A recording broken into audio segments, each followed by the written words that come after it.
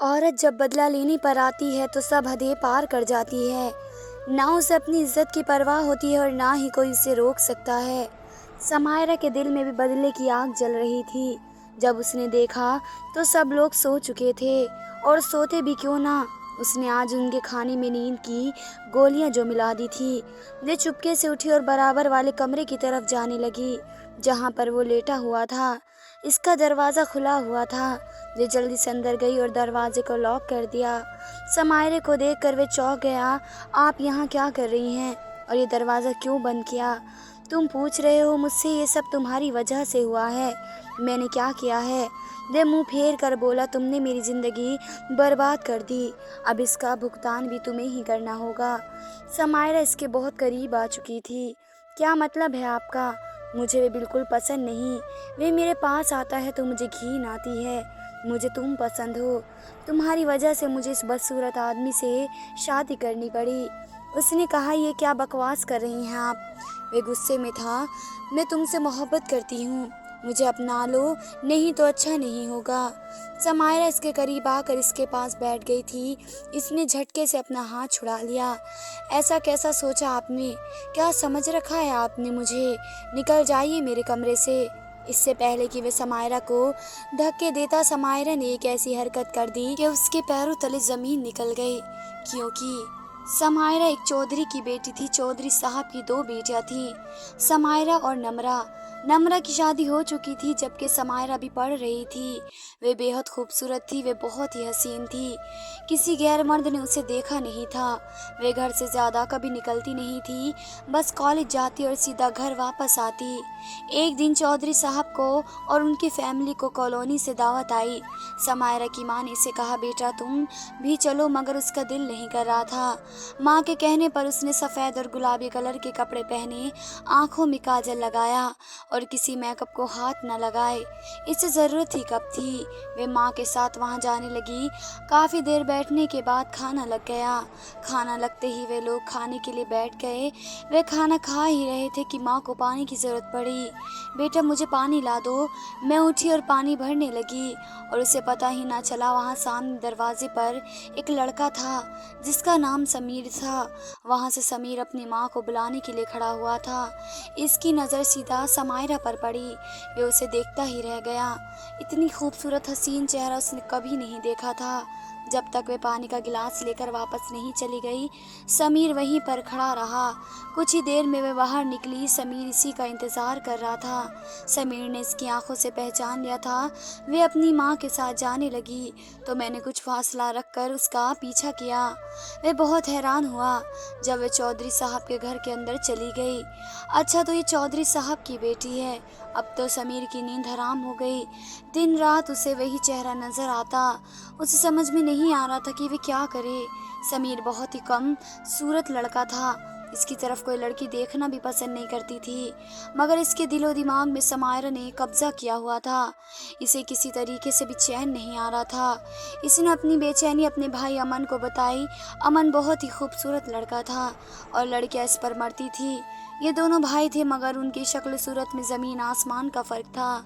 समीर ने जब राहुल को बताया कि उसे एक लड़की बहुत पसंद आई है तो वह बेहद खुश हुआ। कौन है वह खुशनसीब? उसने पूछा तो समीर ने बताया कि वे चौधरी साहब की लड़की है, लेकिन मुझसे शादी नहीं करेगी क्योंकि वह बहुत ही हसीन और खूबसूरत है। चौधरी साहब उसकी मर्ज़ी ज़रूर मालूम करेंगे, मगर मैं उसके बिना नहीं रह सकता क्योंकि इसे एक बार देखने से मेरी तो नींद हराम हो गई है। तुम मेरी हेल्प करो भाई, मैं तुम्हारी क्या मदद कर सकता हूँ? तुम ऐसा करो कि इससे मिलो। समीर के दिमाग में जो खिचड़ी पक रही थी वह अमन को बताने लगा। पहले तो अमन ने कहा कि भाई ये ठीक नहीं है, मगर समीर ने इसे कहा कि वह मर जाएगा। वह रोने लगा तो अमन मान गया। अगले दिन जब समायरा कॉलेज जा रही थी तो अमन ने उसका कुछ दूर तक पीछा किया। अब वह रोज़ ही रास्ते पर खड़ा होता जहाँ से समायरा गुजरती थी। इसने इसका ध्यान कई बार अपनी तरफ भटकाना चाहा मगर वे निगाहें नीचे करके गुजर जाती। एक दिन मजबूरन अमन ने इसे पुकारा। समायरा सुनकर हैरान होकर देखने लगी। वे मुझे पूछना था कि चौधरी साहब का घर किस तरफ है? जी वह गली के आखिर में है। मगर आप क्यों पूछ रहे हैं? वो मुझे अपनी ज़मीन ज़मीनों के बारे में उनसे कोई काम है। अमन ने बड़ी स्टाइल से कहा था कि समायरा इससे इम्प्रेस हो जाए, और हुआ भी यही। इस नौजवान को देखकर समायरा का दिल तेजी से धड़कने लगा। वह वहां से जाने लगी, मगर न जाने क्यों उसने पीछे मुड़कर देखा तो वह लड़का इसी को देख रहा था। समायरा ने नकाब किया हुआ था। वह सोचने लगी, यह लड़का कौन है। अमन का काम आसान हो गया था। इसका मकसद था कि समायरा इसे देखे, और उसने देख लिया था। अब इसे पता था कि वह इसे अपनी प्यार के जाल में फंसा लेगा। अब बहाने बहाने से रास्ते से गुजरता समायरा की निगाहें बीसी को ढूंढती। एक दिन नज़र बचाकर उसने समायरा के सामने एक खत फेंका और वहां से चला गया। समायरा ने इधर उधर देखा, वहां कोई नहीं था। इसने चुपके से खत उठा लिया और वहां से चली गई। उसने अपना नाम नहीं लिखा था, बस एक नंबर था, और ये भी लिखा हुआ था कि मैं आपकी खूबसूरत आंखों का दीवाना हो गया हूँ। अगर मैं आपको अच्छा लगता हूँ तो मुझे इस नंबर पर कॉल या मैसेज कर दीजिएगा। समायरा ने कहा तो इसको पहले बड़ा डर लगा, मगर फिर इसने नंबर अपने मोबाइल में सेव कर लिया। वह नंबर असल में समीर का था। यहाँ पर अमन का काम खत्म हो गया था। भाई, मैंने उसे आपका नंबर दे दिया है, मगर उसने आपको कॉल की तो समझे कि वह आपके जाल में आ गई है, वरना इसे भूल जाए। मगर एक रात खुद ही समीर को मैसेज आ गया। ये मैसेज समायरा का था। वे बेहद खुश हुआ, दोनों प्यार मोहब्बत की बातें करने लगे। समीर ने इसे अपना नाम अमन बताया था। इसी दिन समीर ने कहा कि मैं अपना रिश्ता भेजना चाहता हूँ। समायरा बेहद खुश हुई। कुछ दिन के बाद उसका रिश्ता लेकर वो लोग आ गए। अमन और समीर दोनों भाई बहुत खुश थे। जब चौधरी साहब ने समायरा से पूछा कि तुम्हारे लिए रिश्ता आया है, तो उसने आंखें बंद करके हाँ में जवाब दिया। चौधरी साहब बड़े परेशान हुए उसकी हाँ सुनकर, मगर कहा कुछ नहीं। फिर जब चट मंगनी और पट ब्याह हो गया, वे खुश थी कि दोनों एक हो गए हैं।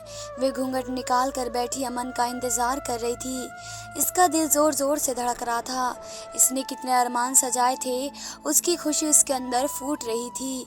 समीर के कदमों की आवाज़ आई तो वह खुश में सिमट कर रह गई। वह इसके पास आ रहा था। वह आया और इसके सामने बैठा, मगर जैसे ही उसने समायरा का घूंघट उठाया तो समायरा ने निगाहें नीचे कर ली। उसने कहा कि शादी मुबारक हो, फिर मुस्कुरा कर इसकी तरफ देखा, मगर इसी पल वह चौंक उठी और झटका खाकर पीछे हट गई। ये कौन था जो दूल्हा बनकर इसके कमरे में आ गया था। इसे जोर का चक्कर आया और वह गिर पड़ी।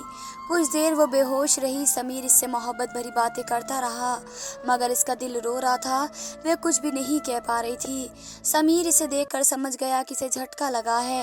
वे इसे बताने लगा कि मैंने आपको देखा तो आपका दीवाना हो गया था, मगर मैं जानता था कि आप मुझे पसंद नहीं करेंगी, इसलिए मैंने अपने छोटे भाई अमन को कहा कि वह आपसे शादी के लिए मेरी मदद करे।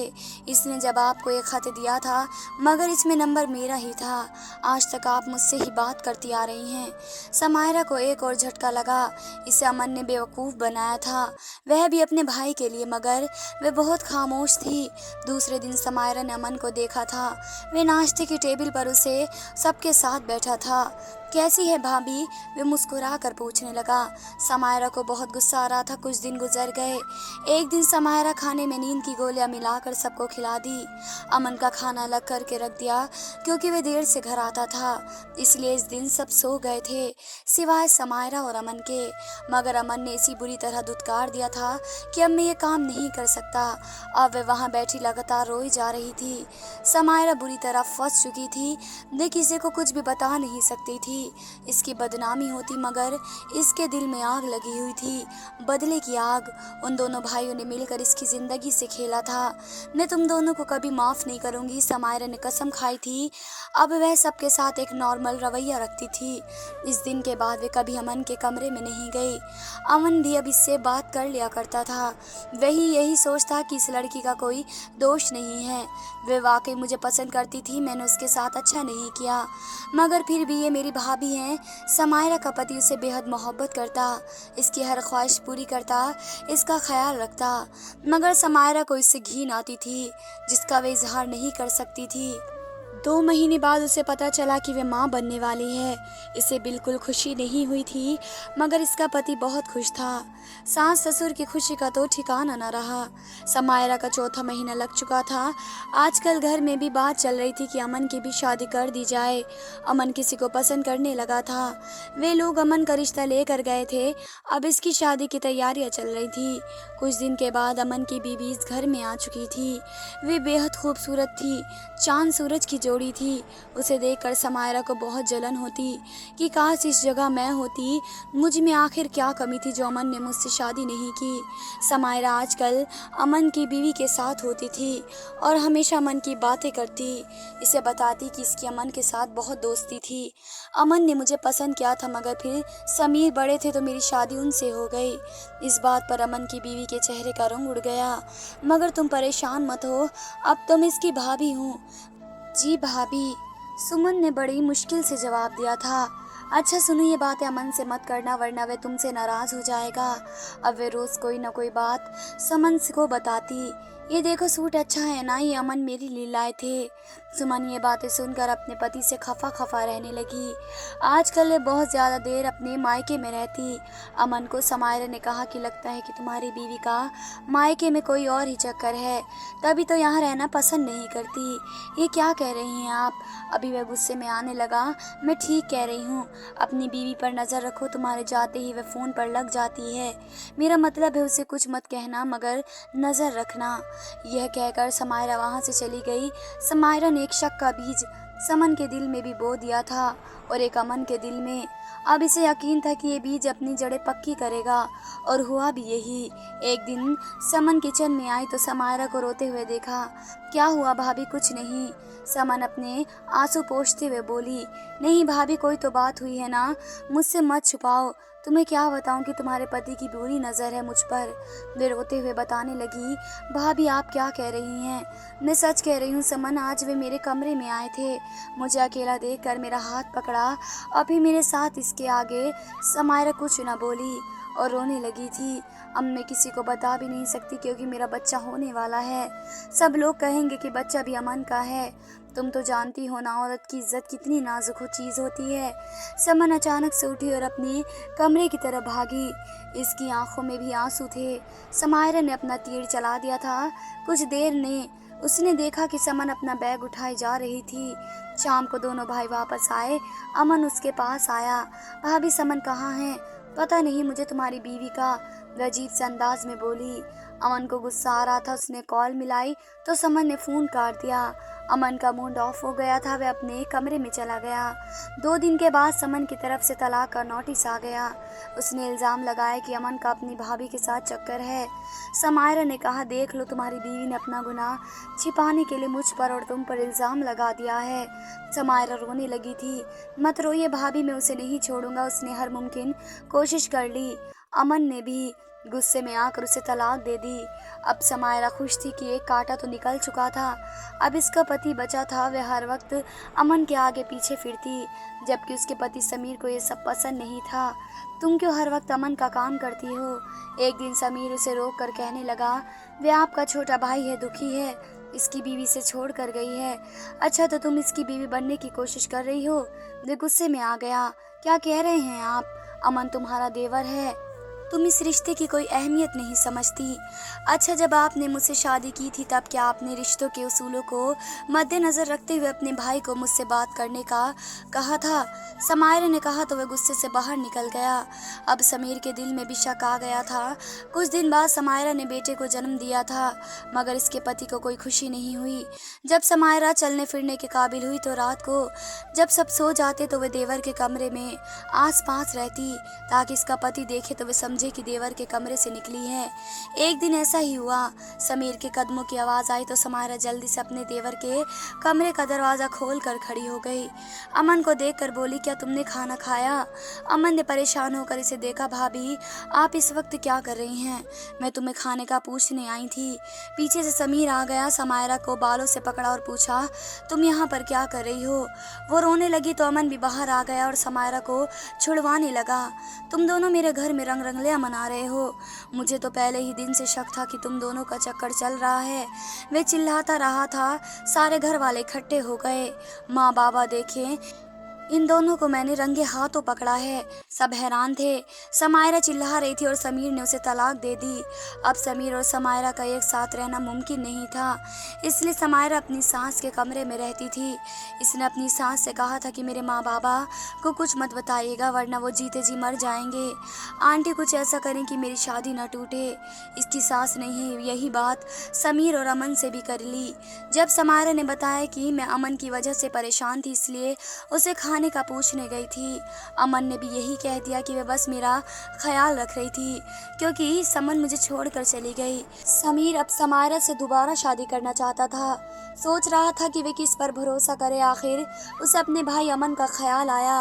भाई मैं ये नहीं कर सकता, मुझे आपने पहले ही भाभी की नज़रों में गिरा दिया है, अब मैं इनसे शादी नहीं कर सकता। इसने इनकार कर दिया मगर समायरा इसके पैरों में गिर गई। अपने भतीजे के खातिर मुझसे शादी कर लो, मैं इसे लेकर कहाँ जाऊंगी। माँ बाप भाई सबके दबाव में आकर वो राजी हो गया मगर इसका दिल बेचैन था। एक दिन चुपके से उन दोनों की शादी हो गई। आज समायरा अमन के कमरे में इसकी बीवी बनकर बैठी थी। वे काफी देर के बाद कमरे में आया। उसे देखकर बोला, भाभी आप सो जाएं। नहीं अमन, मैं सोना नहीं चाहती जब तक तुम मुझसे बात नहीं करते।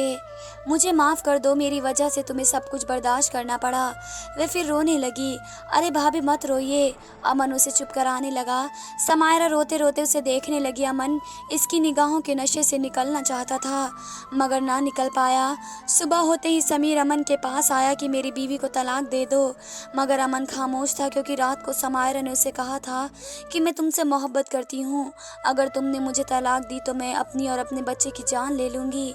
अमन कहने लगा, मेरा भाई समीर आपसे बहुत प्यार करते हैं। नहीं, वह मुझे प्यार नहीं करता, ये सब उसका ढोंग है। वे तो मुझे मारता है, हाथों से भी और बातों से भी। रोज़ रात को एक नए आदमी का नाम लेकर मुझ पर शक करता है। वे तो मेरी किसी बात को मानने को तैयार नहीं। अमन बहुत परेशान था कि मैं क्या करूं, मुझे यकीन नहीं आ रहा। भाभी भाई ऐसा कैसे कर सकते हैं, तुम्हारे भाई हैं, तुम तो कहोगे। समायरा रोते हुए कहने लगी, मुझे किस बात की सज़ा मिल रही है, मेरा कसूर तो बताओ। क्या मैं कोई खिलौना हूँ कि एक भाई खेल कर दूसरे को दे दे और फिर पहले को वापस कर दे। अब मुझे मत छोड़ना, मैं तुमसे मोहब्बत करती हूँ। मैंने बहुत सब्र किया मगर अब मैं तुम्हारी बीवी बनकर रहना चाहती हूँ और तुम्हारी बीवी समन तुम्हारे काबिल नहीं थी। आपको याद नहीं, उसी दिन आपके भाई समीर ने आप पर इल्ज़ाम लगाया था। अमन को याद आया कि उसका भाई समायरा को मार रहा था, हालांकि वह तो बस खाने का पूछने आई थी। बहुत सोचने के बाद सुबह उसने समायरा को कहा कि तुम फिक्र मत करो, मैं तुम्हारा साथ हूँ, तुम पर और जुल्म नहीं होने दूंगा। समायरा दिल में बहुत खुश हुई कि उसे अपना मनपसंद साथी मिल गया। भाई मुझे माफ़ कर दो, मैं समायरा को तलाक नहीं दे सकता। अमन ने बताया तो समीर चिल्लाने लगा, ये तुम क्या कह रहे हो, तुम ऐसा कैसे कर सकते हो, ये सब आपकी वजह से हुआ है भाई, आपकी वजह से। मैंने समायरा को अपने झूठे प्यार में फंसा कर शादी आपसे करवा दी, अब मुझे इसकी सज़ा भुगतनी है। शर्म आनी चाहिए तुम्हें, तुमने अपनी भाभी पर बुरी नज़र डाली थी। नहीं, बेवकूफ़ था कि मैंने तुम पर भरोसा किया। ठीक है भाई, जो समझना है समझ ले मगर मैं उसे तलाक नहीं दे सकता, मेरी मजबूरी है। अमन इतना कहकर खामोश हो गया। इधर समायरा अपने मकसद में कामयाब हो गई। वे समीर के पैरों में गिर गई। उसे कहा कि अब अमन को मजबूर मत करें, वे अपनी जान ले लेगा और मुझे भी मार डालेगा और मेरे बच्चे को भी मार डालेगा। जो होना था हो गया, आप इस बात को यहीं ख़त्म कर दें। वे रो रही थी। समीर परेशान हो गया, वे अपने बच्चे को खोना नहीं चाहता था। समीर ने अपना सामान बांधा और हमेशा के लिए दूसरे शहर जाने का फैसला कर लिया। समायरा ऐसे जाता हुआ देखकर मुस्कुराने लगी। सांप भी मर चुका था, लाठी भी नहीं टूटी थी। आज अमन इसका हो चुका था। जिस तरह उन दोनों भाइयों ने चालाकी से समायरा को अपने जाल में फंसाया था, ठीक उसी तरह समायरा ने भी अपना बदला ले लिया। इसमें समायरा का क्या कसूर था, वह सोचने लगी और ख़ुद को तसल्लियाँ देने लगी। इस बारे में आपकी क्या राय है, आप ज़रूर बताइएगा। धन्यवाद दोस्तों।